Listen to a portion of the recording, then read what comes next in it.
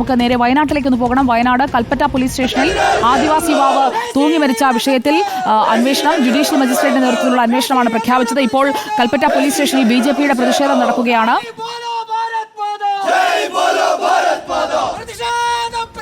ആദിവാസി യുവാവിനെ ശുചിമുറിക്കുള്ളിലാണ് തൂങ്ങി മരിച്ച നിലയിൽ കണ്ടെത്തിയത്. അതിലാണ് ഇപ്പോൾ പ്രതിഷേധം. ഒരു കാണാതാക്കൽ കേസുമായി ബന്ധപ്പെട്ടാണ് യുവാവിനെ കസ്റ്റഡിയിലെടുത്തത്.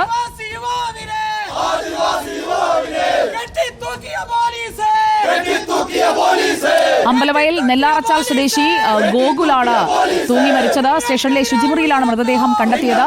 പ്രായപൂർത്തിയാകാത്ത പെൺകുട്ടിയെ കാണാതായ കേസിലാണ് ചോദ്യം ചെയ്യാനായി ഗോകുലിനെ പോലീസ് വിളിച്ചു വരുത്തിയത്. രാവിലെ ശുചിമുറിയിൽ കയറിയ ഗോകുൽ തിരിച്ചിറങ്ങാത്തതിനെ തുടർന്ന് നടത്തിയ പരിശോധനയിലാണ് മരിച്ച നിലയിൽ കണ്ടെത്തിയത്. പോലീസിനെതിരെ വലിയ വിമർശനമാണ് ഇപ്പോൾ ബിജെപി ഉന്നയിക്കുന്നത്. പോലീസ് സ്റ്റേഷന് മുന്നിൽ പ്രതിഷേധം നടക്കുകയാണ്. ഗോകുലിന്റെ ഇൻക്വസ്റ്റ് നടപടികൾ അതിനിടയിൽ പൂർത്തിയായിട്ടുണ്ട്. ദീപക് മോഹൻ നമുക്കൊപ്പം. ദീപക് മോഹൻ, ഗോകുലിന്റെ മരണത്തിൽ ദുരൂഹതയുണ്ടെന്നാണോ ബിജെപി പറയുന്നത്?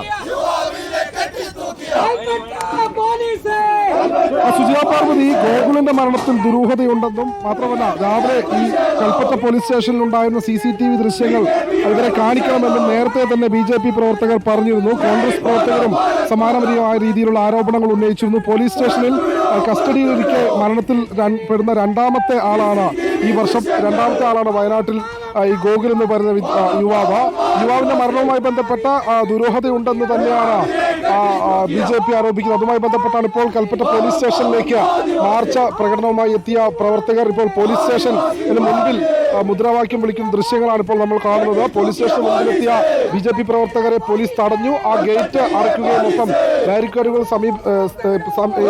സ്ഥലത്ത് സ്ഥാപിക്കുകയും ചെയ്തിട്ടുണ്ട്.